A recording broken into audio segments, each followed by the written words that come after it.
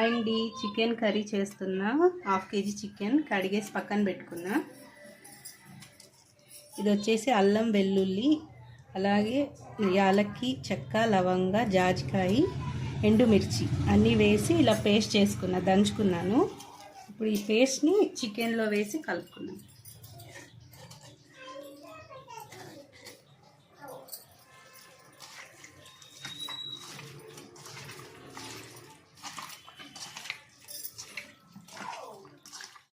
పసుపు, ఉప్పు కూడా ఆల్రెడీ వేసి దంచుకున్నాను. ఉప్పు వేసే అవసరం లేదు, పసుపు వేసుకున్నా. 1 స్పూన్ ఆయిల్. ఉడకడానికి స్టవ్ మీద పెడుతున్నా. 1 స్పూన్ ఆయిల్ వేసుకుని దీన్ని హాఫ్ బాయిల్ అయ్యేంత వరకు ఉడకనివ్వాలి.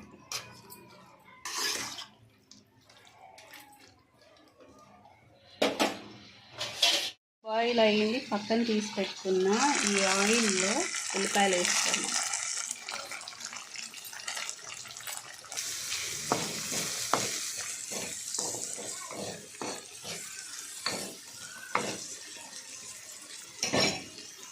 ఉల్లిపాయ బాగా వేగింది. ఇప్పుడు ఇందులోనే చాప్ చేసిన టమాటో కూడా వేసుకోవాలి. ఉల్లిపాయ టమాటో చిన్నగా చాప్ చేసుకోవాలి.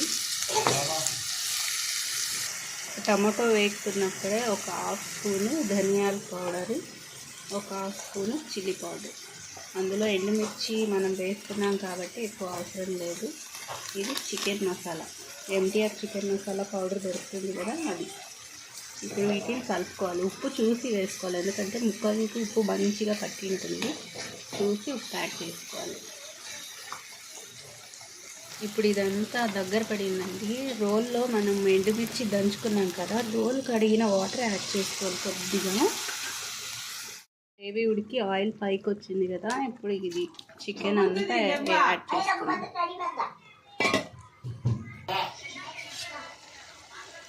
అవుతుందండి, ఇంకా 5 మినిట్స్. ఆయిల్ బాగా తేలిందండి, కర్రీ రెడీ అయిపోయింది. కావాలనుకున్న వాళ్ళు ఎండుమిర్చి బదులు పచ్చిమిర్చి కూడా వేసి దంచుకొని చేసుకోవచ్చు, బాగుంటుంది. ఎండుమిర్చి టేస్ట్ చాలా బాగుంటుంది అనేసి ఎండుమిర్చి వేసి చేసా. కోడి కాళ్ళు నాకు చాలా ఇష్టం, అందుకే అవి ఎక్కువ వేసుకున్నాను నేను. చాలా మంచిది, మోకాళ్ళ నొప్పులు అన్నీ తగ్గుతాయంట కోడి కాళ్ళు తింటే. కర్రీ ఫైనల్గా రెడీ అయిపోయింది. లైట్గా ఉంటుంది గ్రేవీ, హెవీగా అయితే ఉండదు. ఇటుపక్క చారు చేస్తున్నా, వామ్ చారు ఉడుకుతుంది. అటు సైడ్ చికెన్ కర్రీ రెడీ అయిపోయింది కాబట్టి కొత్తిమీర లాస్ట్ ఫైనల్ టచ్. కంప్లీట్గా కర్రీ రెడీ అయిపోయిందండి. చూసారు కదా, సింపుల్గా కర్రీ చేశాను. మసాలా అంటే ఏమీ లేదు, సింప్లీ మసాలా. నా రెసిపీ కనుక మీకు నచ్చినట్టయితే లైక్ చేయండి, షేర్ చేయండి, మర్చిపోకుండా నా ఛానల్ సబ్స్క్రైబ్ చేసుకోండి. Thank you for watching.